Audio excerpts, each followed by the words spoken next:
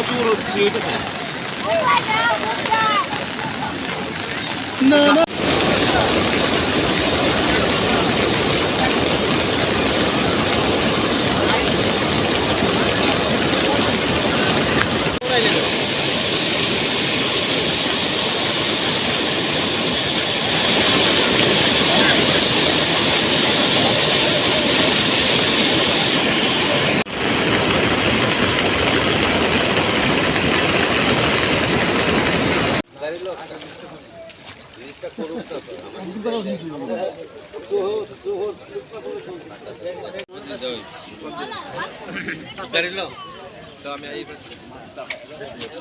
উপস্থিতি রয়েছে বৃষ্টি তো খুব ভালোভাবে এফেক্ট করেছে আমাদের পুরো সাবডিভিশনকে। সুবল সিং থেকে শুরু করে হেজামারার একটা বিস্তৃত অঞ্চল জলের নিচে আছে। এদিকে আমাদের বামুটিয়াতে আমরা দেখতে পাচ্ছি, বামুটিয়া তালতলা, বামুটিয়া বাজার সংলগ্ন যত এরিয়া আছে আমাদের জলিলপুর নিয়ে সব এলাকা, তেবারিয়া এলাকা সবটা জলের নিচে আছে। প্রায় 150 থেকে 200 ফ্যামিলি এফেক্টেড ফুললি, যাদের মানে বাড়ি ঘরে জল ঢুকে গেছে।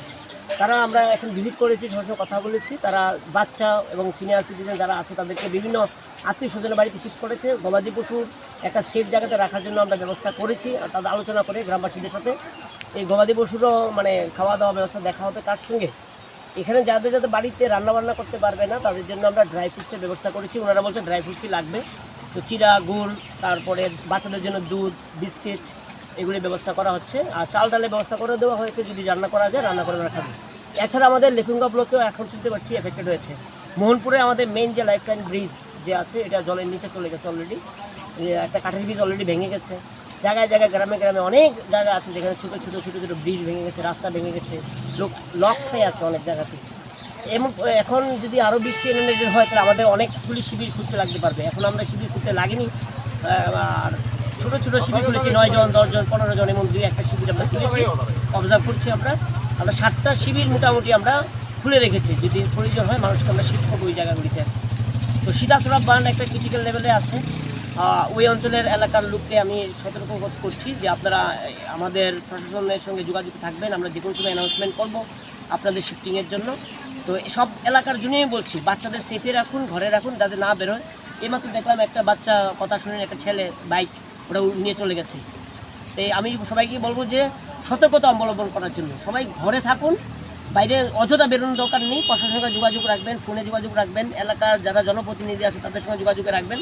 আমরা বিভিন্ন গ্রুপ খুলছি, ইমার্জেন্সি হেল্পলাইন গ্রুপ খুলছি আমরা, হোয়াটসঅ্যাপ গ্রুপ, যেখানে আমরা যোগাযোগ করবেন আপনারা সবাই। তো না বেরোনোর জন্য একমাত্র আর টাইম টু টাইম সবাই খেয়াল রাখবেন নিজেদের আর কি। আপনার মহকুমায় এখন পর্যন্ত কি আহতের কোনো খবর আছে? না, আহতের কোনো খবর নেই এখন। আনুমানিক কত পরিমাণ প্রভাবিত হয়েছে মনে করছেন বন্যায়? পরিমাণ মানে এলাকা তো হিউজ, মানে আমার প্রায় 40% এলাকা জলের নিচে আছে। ঠিক আছে, মানে ফসল তো সব শেষ হয়ে গেছে। যেখানে যেখানে আমাদের ফসল হতো সব ফসল জলের নিচে। মাছের যত পুকুর আছে একটা পুকুরও বাকি নেই, সব পুকুরে ইনান্ডেটেড হয়ে গেছে একদম জলে। তো এটার আমরা অ্যাসেসমেন্ট করবো পরে।